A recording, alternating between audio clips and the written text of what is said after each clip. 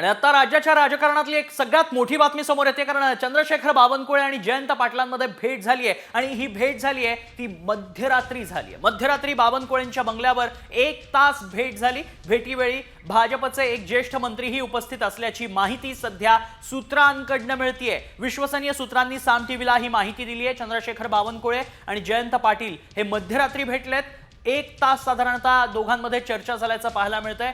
गेल्या काही दिवसांपासून राष्ट्रवादीचे प्रदेश अध्यक्ष असलेले जयंत पाटील हे भाजपच्या वाटेवर जाणार किंवा पक्ष बदलणार अशा चर्चा रंगू लागल्या होत्या आणि त्यालाच कुठेतरी एक मूर्त स्वरूप येताना पाहायला मिळू शकता अशी माहिती सूत्रांकडून मिळतेय।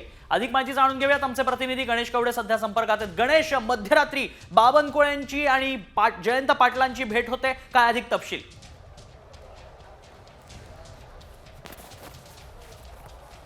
तन्मय, नक्कीच भाजपचे प्रदेशाध्यक्ष चंद्रशेखर बावनकुळे आणि राष्ट्रवादीचे प्रदेशाध्यक्ष जयंत पाटील यांच्यामध्ये साधारणतः मध्यरात्री 1 ते 1.5 तास ही खरं तर ही चर्चा झाल्याचं सांगितलं जातं आणि याच वेळेस भाजपचे एक ज्येष्ठ मंत्री देखील आहेत ते सोबत असल्याचं सांगितलं जातं। त्यामुळे जयंत पाटील गेल्या काही दिवसांपासून आहे ते भाजपमध्ये पक्षप्रवेश करतील असं सांगितलं जात होतं आणि तसे वक्तव्य देखील आहेत ते पाहायला मिळाले होते। या अगोदर नितीन गडकरी आणि जयंत पाटील यांची देखील सांगलीतल्या एका कार्यक्रमामध्ये झालेली भेट, त्याचबरोबर प्रदेशाध्यक्ष यांच्याबरोबर कोल्हापुरामध्ये झालेली भेट असेल, या सगळ्या भेटींच्या पार्श्वभूमीवर ही अत्यंत महत्त्वाची भेट मानली जाते आणि रात्री उशिरा खरं तर या भेट झालेली आणि या भेटीनंतर पुन्हा एकदा जयंत पाटील आहे ते भाजपच्या वाटेवर असल्याच्या चर्चा आहेत त्या सुरुवात झालेल्या आहेत आणि या राष्ट्रवादीचे नेते अमोल मिटकरी सध्या आपल्या संपर्कात आहेत। गणेश, थोडंसं थांबवतो। अमोलजी, भेट होतीये रात्री, मध्यरात्री भेट होण्याचं कळतंय, सूत्रांकडून माहिती मिळतेय, थेट पक्षांतर होणार आहे?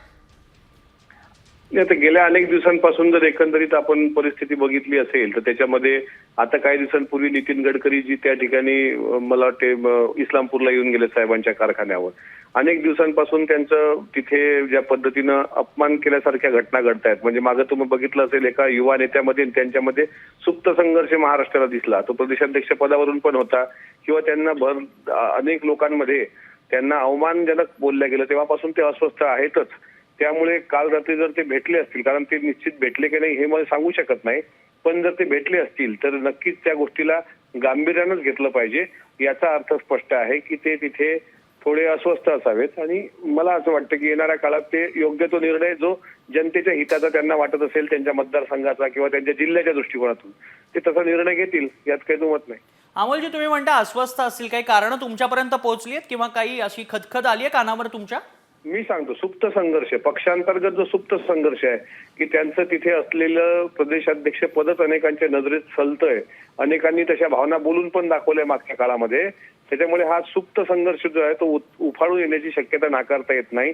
भलेही आज ते हिंगोली दौऱ्यावर साहेबांच्या सोबत असतील, पण काल रात्री जर ते बावनकुळे साहेबांना भेटले असतील, कारण जर त्यांच्या मतदारसंघातल्या कामानिमित्त भेटायचं असेल तर एखाद्या संबंधित मंत्र्यांना भेटावं लागेल, मुख्यमंत्र्यांना भेटावं लागतील। आता बावनकुळे साहेबांकडे महसूल खातंही आहे, पण ते प्रदेशाचे अध्यक्ष आहेत एका पक्षाच्या, आणि ज्यावेळेस एका पक्षाच्या प्रदेशाध्यक्षाची दुसऱ्या पक्षाचे प्रदेशाध्यक्ष भेट घेतात त्यावेळेस नक्कीच काहीतरी पाणी मुरतं, एवढं मात्र नक्की। नक्कीच, धन्यवाद अमोलजी, आपण सविस्तर प्रतिक्रिया दिलीत साम टीव्हीची त्यासाठी।